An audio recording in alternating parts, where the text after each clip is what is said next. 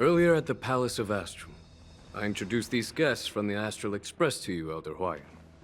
But with all the people around, we only exchanged pleasantries. Now, I'd like to officially introduce them to you. These three braved great dangers, accompanying me into perilous places, defeating the chief culprit Vantilia, and uncovering the conspiracies of the disciples of Sanctus Medicus. If you wish to know more, please, feel free to ask us. Well, I skimmed through the reports about the Arbor's rebirth from the Master Diviner Hu Xuan. She's been summoned to the Yu Chui for questioning. There are a lot of doubts within the Alliance about this whole situation. But despite all that, I believe in you. Since you joined the ranks, you have repeatedly achieved remarkable feats. After the High Cloud Quintet each went their separate ways, despite the many criticisms within the Alliance, the Marshal still stood firm against the dissenting voices and entrusted the Lawfu to you. Over the years, you've served the Alliance with loyalty and wisdom. You've taken down abominations in Thalassa, rescued the Xianzhou Yu Chui from a siege, and destroyed the demonic planet summoned by the denizens of abundance. I still remember those battles vividly. There are fools who doubt your loyalty. They're happy to see the divine foresight fail because it gives them some kind of sick satisfaction. They haven't achieved anything of their own, so they feed off the failures of others. But I've seen enough failures in my time, and I want to believe that your loyalty has never wavered.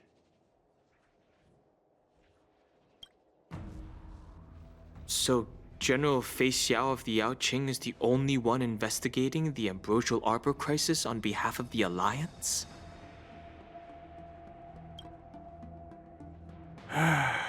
No. I am too. This old man's words always catch me off guard. The Marshal ordered me to come to the Xianzhou Lawfu, but the document only says, attend the war dance and listen to Fei Xiao's questioning.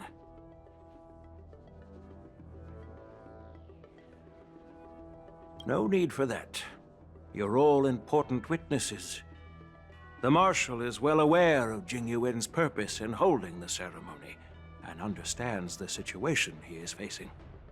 She mentioned it because she believes both issues are important. Thanks for your kindness and sincerity, Elder Hwyan. But is it appropriate to tell everyone here about the Marshal's orders? By introducing the Express's witnesses to me alone, aren't you aiming to discern the intentions behind both my actions and Fei Xiao's, and whether there's any discord between us? Well, since I'm being open and honest with you, I encourage you young folk to do the same.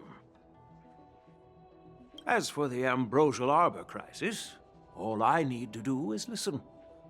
General Fei Xiao will be the one asking the questions.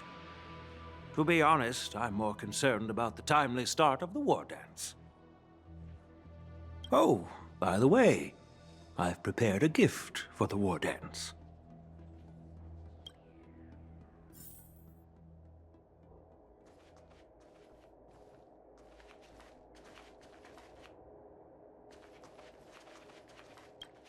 Yes, it's this case right here.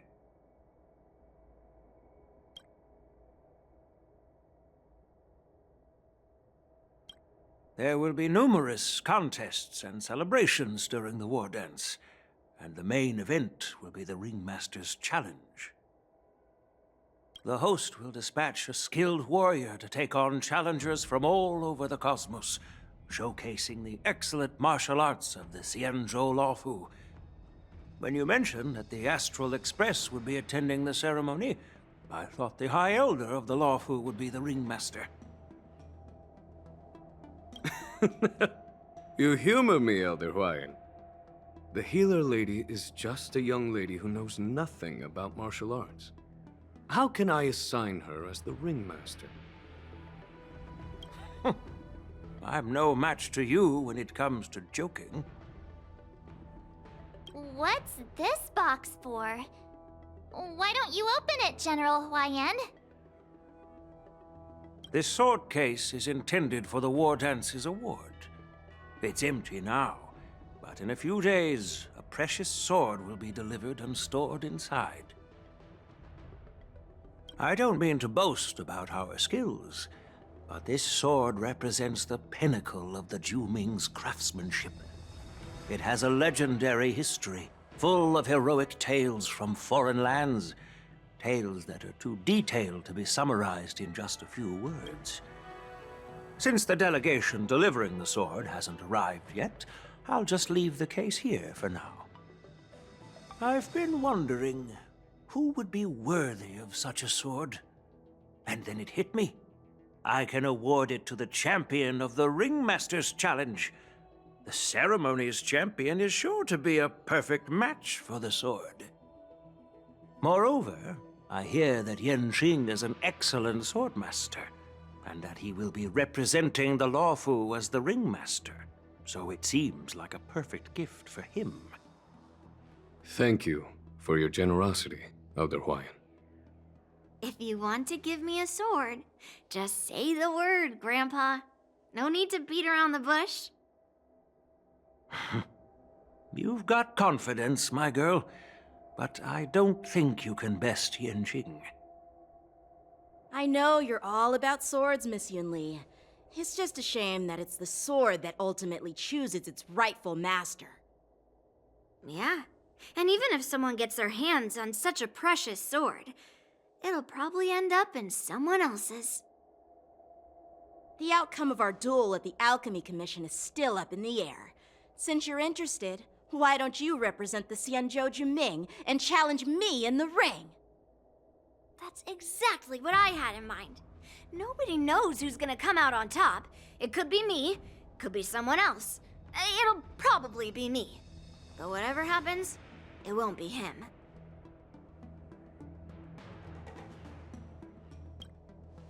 Not to be rude or anything. We've been watching their drama. I'm dying to find out who beats who. Quiet down. We have other guests here. I've prepared this sword to add some excitement to the ceremony, not to have you two squabble. It's not a good look for the Alliance. While you both seem confident that you'll win, you need to remember there can only be one winner and one loser in the ring, which could lead to hard feelings. Actually, I have an idea. We don't know who the winner will be, and it might not be either of you. But if you're eyeing that prize, you'll need to work together. I want you to take on an apprentice who will take part in the war dance and win at least one match.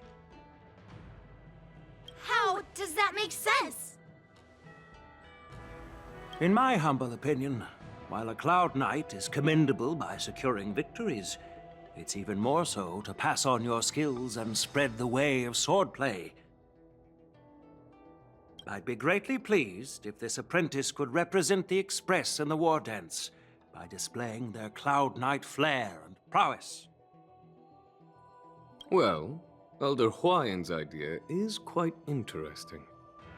Imparting swordplay skills requires teamwork, and both the winner and the loser will learn a valuable lesson regardless of the outcome. The question is, whom should the two of them take as an apprentice?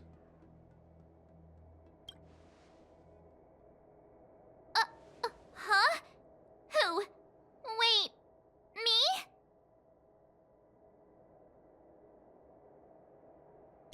I noticed just now that Miss March seemed quite interested in the outcome of your sword fight, so I thought, why not teach her the art of swordplay?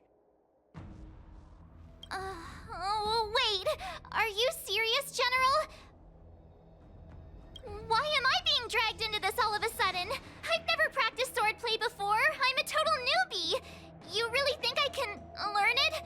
Well, you'll probably realize I have no hope and give up on me. And that'd be so embarrassing.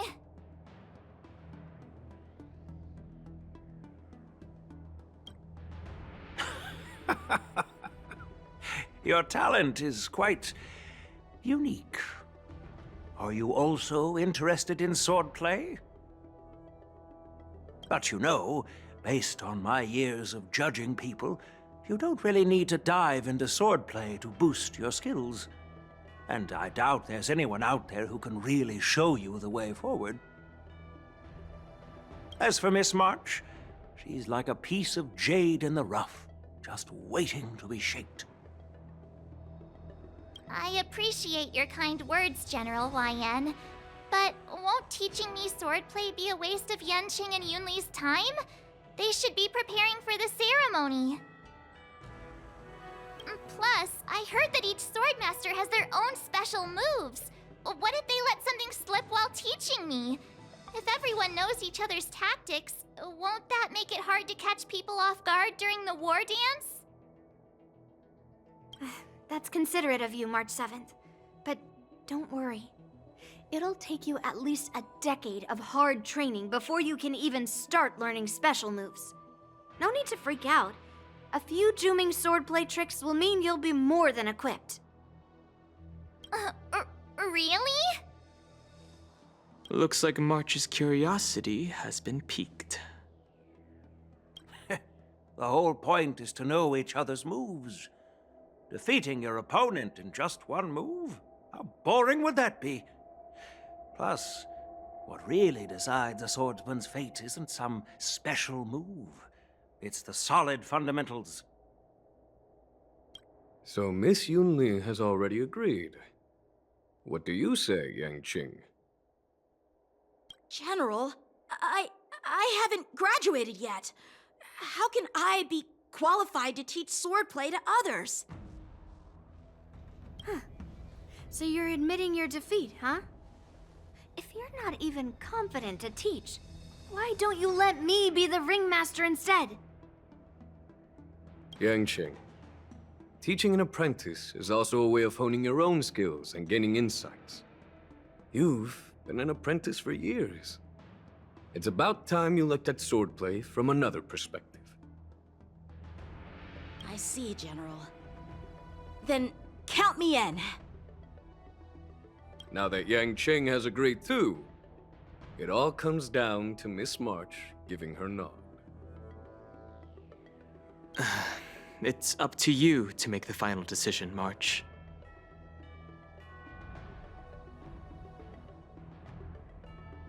At least that way, I won't have to worry about you accidentally shooting me in the butt all the time. Hey, I've never missed my target. Then I'm on board. Thank you for your kindness, General YN. Great! Starting tomorrow, Yanqing and Yunli will teach you the basics of the Cloud Knight's swordplay. Yunli and I will head out and purchase some sword practice equipment for Miss March. Think of it as a little initiation gift. You're too kind. Wait, you're giving me a gift? Shouldn't it be the other way around?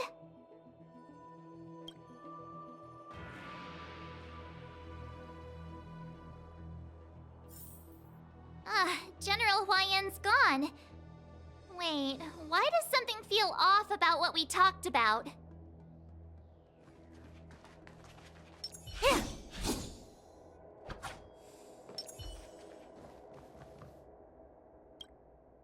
I think we strayed off topic.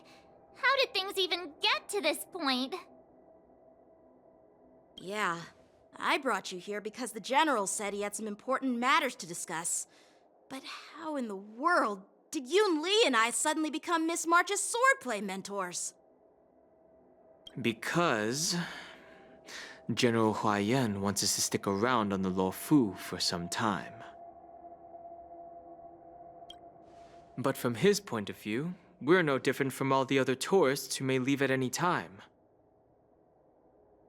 Since the crew's actions were mentioned in the Luofu's operations log were given to the Alliance, he probably wants to see firsthand if we're as capable as the report claims, or if we're just some made-up excuse to save face. And he wants to see it for himself during the war dance, which is why he even dragged Yun Li into this. What began as a simple contest between two sword masters has now evolved into you two collaborating to mentor March. Elder Huayan is still that tricky general who likes to give everyone a headache. My apologies. Truth be told, I invited all of you to the ceremony because I wished for you to act as my witnesses. I apologize for not disclosing this information earlier. In the coming weeks, I'll also invite all of you to a meeting with General Fei Xiao, where you may need to answer her questions and clear up any doubts she might have. So please, be prepared for the meeting.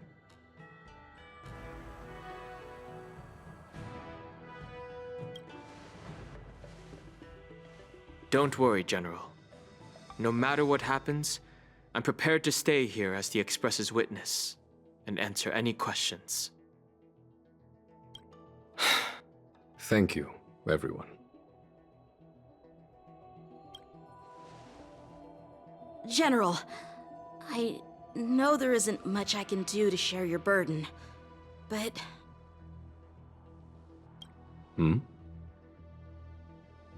As the Luofu Ringmaster, I won't let anyone defeat me in the war dance.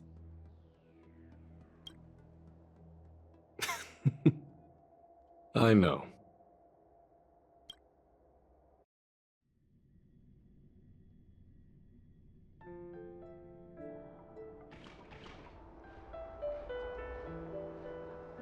The illustrious Merlin's Claw waiting for me? And for so long, too? It's quite an honor. It's been a while, General Fei Xiao. It's been 30 years since we last saw each other. Right, Yukong? Yes. Back then, you were the vanguard of the Yao Qing's Verdant Knights, and I was a pilot of the Luofu's Rainbow Orbit Fleet. Who would have thought that upon meeting again, you'd be a general, and I'd have given up flying? Really does feel like a lifetime ago.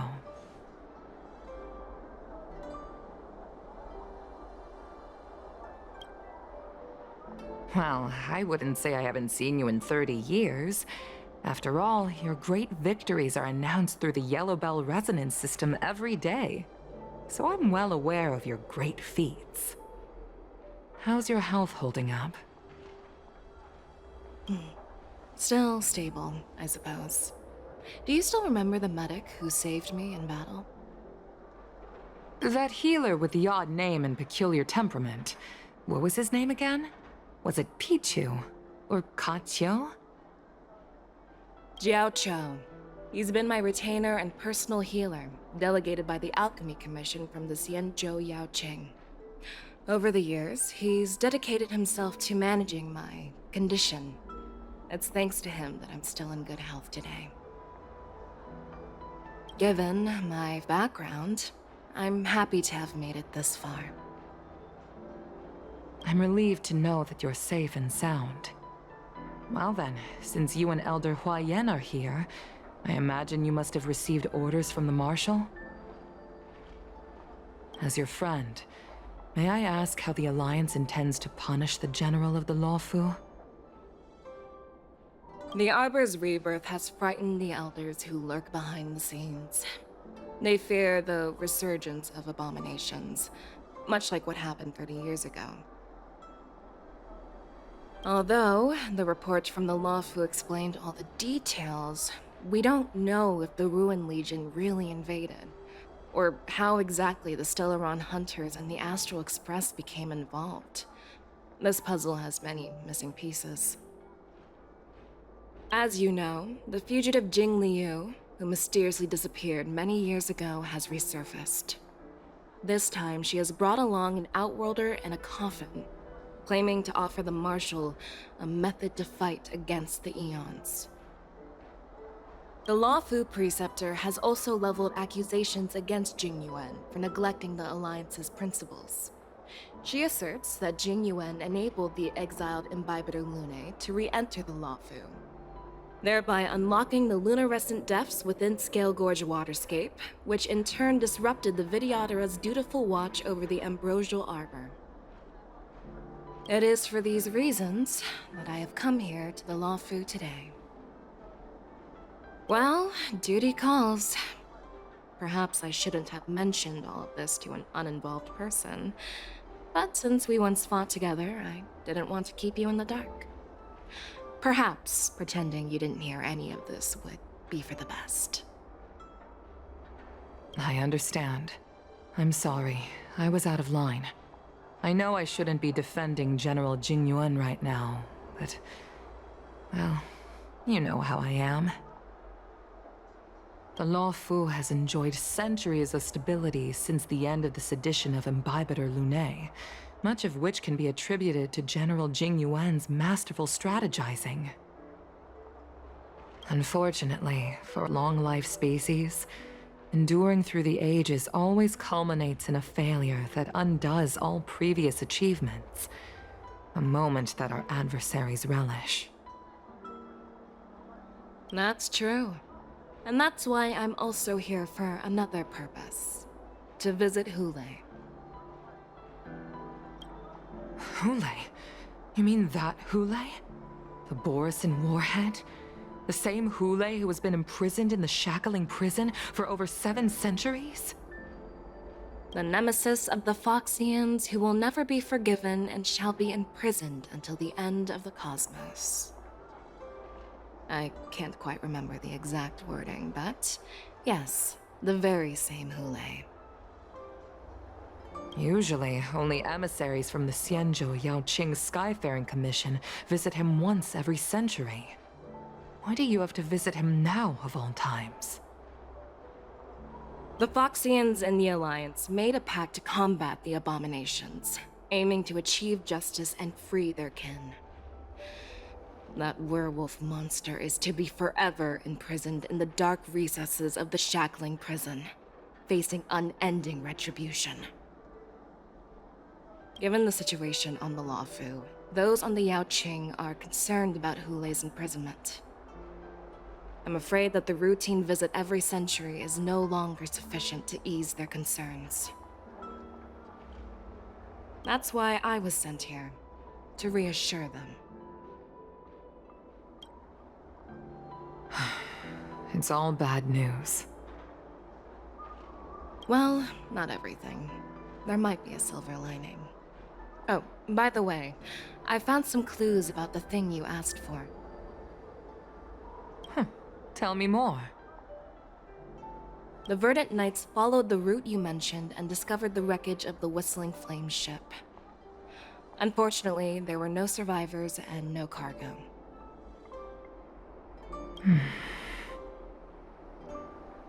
However, someone had already been on the scene before we arrived. Our people? Or someone from the IPC? No, neither. Yukong, have you heard of a person named Ron May?